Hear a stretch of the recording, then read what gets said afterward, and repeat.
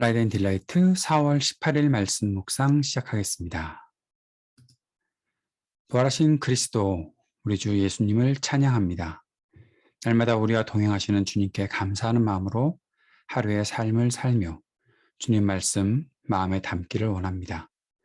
주님, 세상의 전쟁이 그치게 되기를 간절히 기도합니다. 고통받는 이들에게 치유와 회복의 은혜를 베푸시옵소서. 주님께 더 가까이 나아갈 수 있게 하옵소서. 예수님 이름으로 기도합니다. 아멘.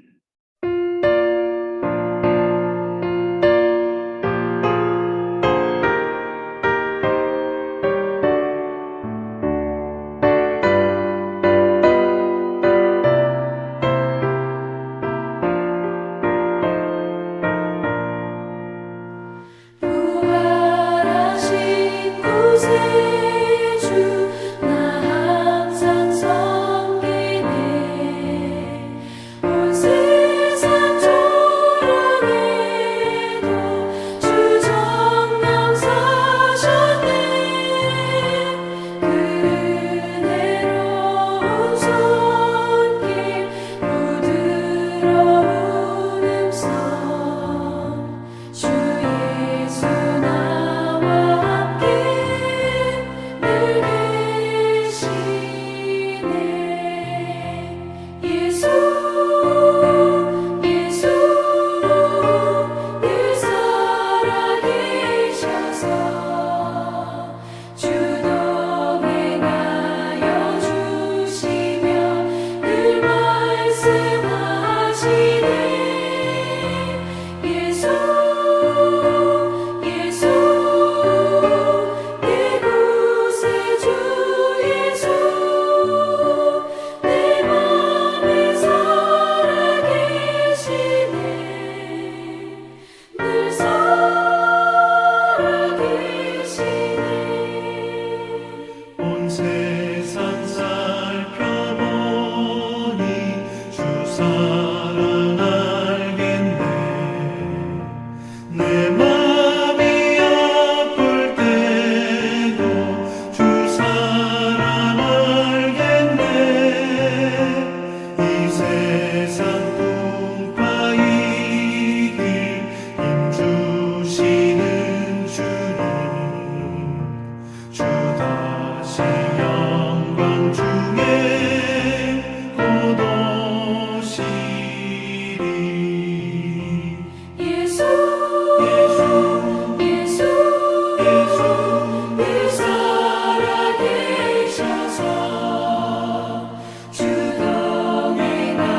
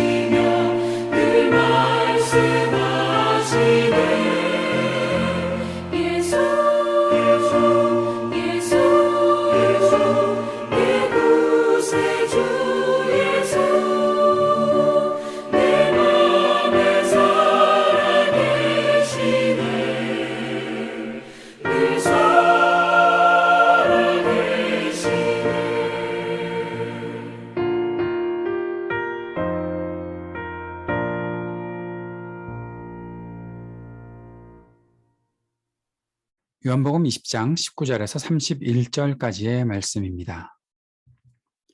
이날 곧 안식 후 첫날 저녁 때에 제자들이 유대인들을 두려워하여 모인 곳에 문들을 닫았더니 예수께서 오사 가운데 서서 이르시되 너희에게 평강이 있을지어다.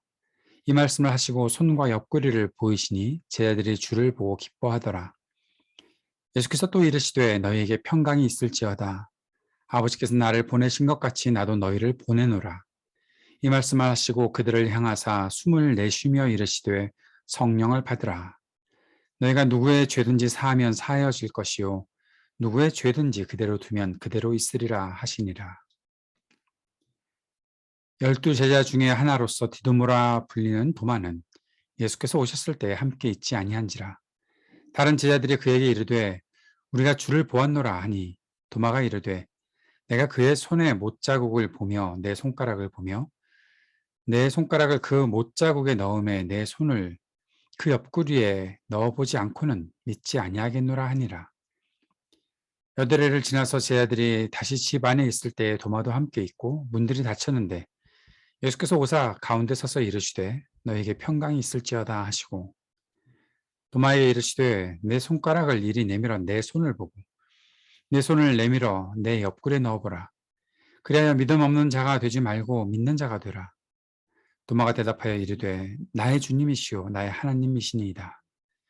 예수께서 이르시되 너는 나를 본고로 믿느냐 보지 못하고 믿는 자들은 복되도다 하시니라. 예수께서 제자들 앞에서 이 책에 기록되지 아니한 다른 표적도 많이 행하셨으나 오직 이것을 기록함은 너희로 예수께서 하나님의 아들 그리스도이심을 믿게 하려 함이요 또 너희로 믿고 그 이름을 힘입어 생명을 얻게 하려 함이니라. 아멘. 예수님은 부활하신 후에 여인들을 비롯한 제자들과 만나셨습니다. 그런데 예수님을 만난 제자들의 소리들, 그 말들을, 그 증언들을 듣고도 제자들은 믿지 않았던 일들이 계속 이어지고 있었습니다. 제자들이 이렇게 보았다, 예수님께서 부활하셨다라는 그런 메시지를 전하고 있음에도 불구하고 제자들은 계속해서 예수님께서 부활하셨다는 사실을 믿지 않고 있었지요. 근데 오늘 본문에 보면 제자들이 유대인들을 두려워했다라는 그러한 기록이 있습니다. 왜 유대인들을 두려워했을까요? 유대인들이 예수님을 죽였으니까 예수님을 죽인 유대인들이 자기들이 예수님의 제자였으니까 자기들에게도 해코지할까 봐 그러한 두려움들도 있었겠지만 예수님이 부활하셔서 무덤에서 돌이 굴려졌고 시체가 없었다라는 것을 사람들은 예수님의 시체를 제자들이 훔쳐갔다라고 그렇게 하면서 제자들을 잡으려고 했던 것으로 보였기에 그들은 그렇게 두려워하고 있었던 것 같습니다. 그런데 그런 가운데 예수님께서 제자들 가운데 오셨지요. 문을 닫아 놓았다. 유대인들을 두려워해서 문을 닫아 놓았는데 닫힌 문도 부활하신 예수님을 막지 못했습니다. 예수님의 부활하신 그 육체는 이제 어떠한 공간들을 뛰어넘는 그러한 모습을 보여주고 있는 것을 우리가 기록을 통해서 볼 수가 있습니다. 한 번이 아니시죠? 오늘 뒤에도 나오겠지만 도마가 믿지 않고 있었을 때, 도마가 같이 있었던 때에도 나타나실 때 그때도 문을 닫아 놓았는데 제자들 가운데 어느 순간 오시는 예수님을 보게 됩니다. 예수님께서 제자들에게 나타나셔서 제자들에게 평안을 전하십니다. 19절에도 21절에도 그리고 그 이후에도 예수님은 제자들에게 평안을 전하십니다. 예수님이 제자들에게 평안을 전하시는 이유는 뭘까요? 제자들이 두려워하고 있었기 때문에 제자들의 근심을 덜어주려는 그러한 마음이 아니셨을까 싶습니다. 그리고 예수님과 함께 예수님이 그들을 결코 내버려 두지 않는다는 사실을 기억하고 신뢰를 가지라라는 그런 뜻으로 평안을 전하셨겠죠. 그리고 예수님은 평안과 함께 제자들을 보내시는 말씀을 하십니다. 보낸다. 증인이 되라 말씀하시는 것이죠. 너희들이 지금 이 다시 살아난 나를 보았으니 너희가 이 사실을 증거해라. 복음을 전하고 아픈 자들을 고쳐주며 그리고 사람들에게 가서 하나님 나라의 복음을 증거해야 될 때다라고 말씀하시는 것입니다. 예수님은 제자들에게 성령을 받으라라고 말씀하시죠. 요한복음의 특별한 모습은 예수님께서 숨을 후 하고 불어넣으시면서 성령을 받으라라고 말씀하십니다. 왜 그런 행동을 하셨는지 우리가 좀 생각해 봐야 하겠지만 예수님께서 성령을 보내실 때 그 모습은 성경 전체에 성령을 나타내고 있는 그러한 바람, 숨, 그런 생기, 그런 등으로 표현하고 있는 그러한 말씀의 뜻으로 그들에게 그렇게 하지 않으셨을까. 그리고 예수님이 죽으신 후에 십자가에 달리신 후에 생기를 잃어버렸던 그들, 그리고 또 온갖 두려움으로 가득 찼던 그들에게 성령을 받으라고 말씀하시며 하셨던 그 행동을 통해서 그들에게 생기를 불어넣으신 것이 아닐까 하는 그런 생각을 해보게 됩니다. 예수님은 제 아들에게 용서의 복음을 전하십니다. 용서하라라는 것이죠. 아마도 유대인들이 예수님을 십자가에 죽였을 때에 그때에 대한 어떠한 복수심, 우리 예수님 부활하셨어, 너희들이 그랬지라고 하면서 그들에 대해서 뭔가 복수하려는 그런 마음가짐들을 혹시라도 가지고 있지 않을까라는 그러한 마음으로 용서하라라고 말씀하신 것은 아닐까. 그리고 이것은 하나님, 예수님께서 기도를 가르쳐 주실 때도 용서에 대한 것을 굉장히 강조하셨던 것을 보면 제 아들이 앞으로 살아가야 되는 모든 삶의 중심에 사랑과 용서가 자리 잡고 있어야 한다는 사실을 말씀해 주신 것으로 볼 수가 있습니다. 평안과 증인된 삶, 그리고 성령을 받고 용서의 복음을 증거하며 살아가는 것, 이것이 앞으로 제 아들이 해야 될 일이다라는 것을 볼 수 있죠. 도마가 처음에 예수님께서 그 제 아들 사이에 나타나셨을 때 예수님을 만지지도 않았다라고 하면서 믿지 않겠다라고 그렇게 얘기를 했습니다. 근데 예수님께서 도마에게 나타나시는 거죠. 제 아들이 다 모여있을 때 도마 때문에 또 가서 똑같은 일들을 하십니다. 만져보지 않았어, 난 못 믿겠다라고 했으니 예수님께서 만져보라라고 그렇게 말씀하시죠. 그러면서 보지 못하고 믿는 자들이 더 복되다라고 말씀하셨습니다.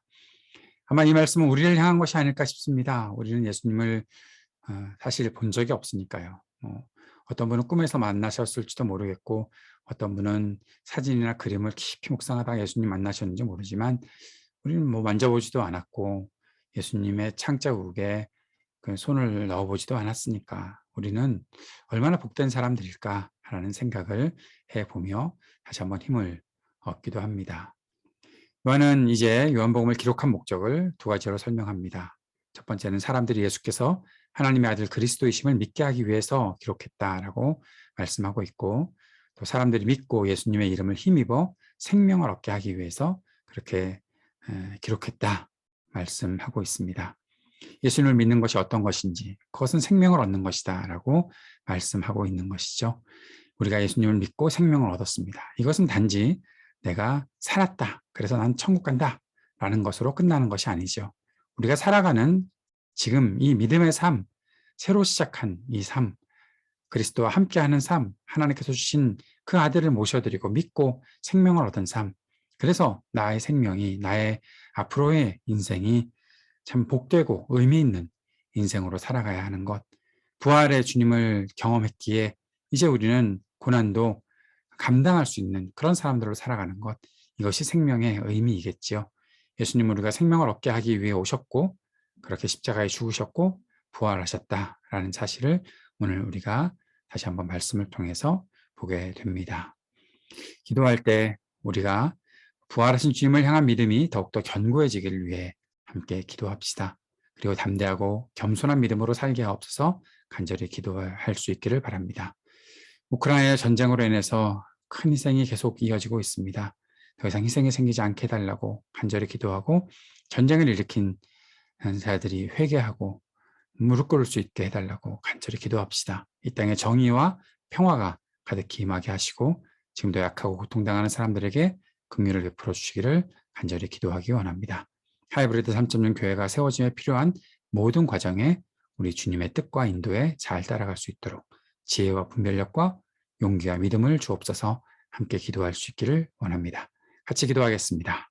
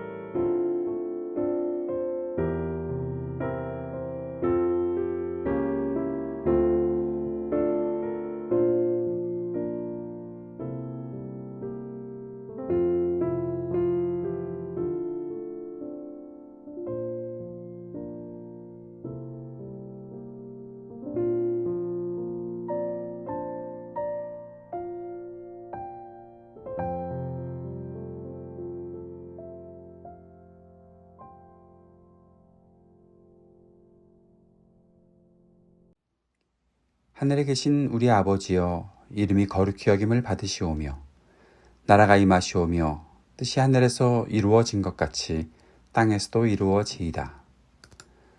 오늘 우리에게 일용할 양식을 주시옵고 우리가 우리에게 죄 지은 자를 사하여 준 것 같이 우리의 죄를 사하여 주시옵고 우리를 시험에 들게 하지 마시옵고 다만 악에서 구하시옵소서.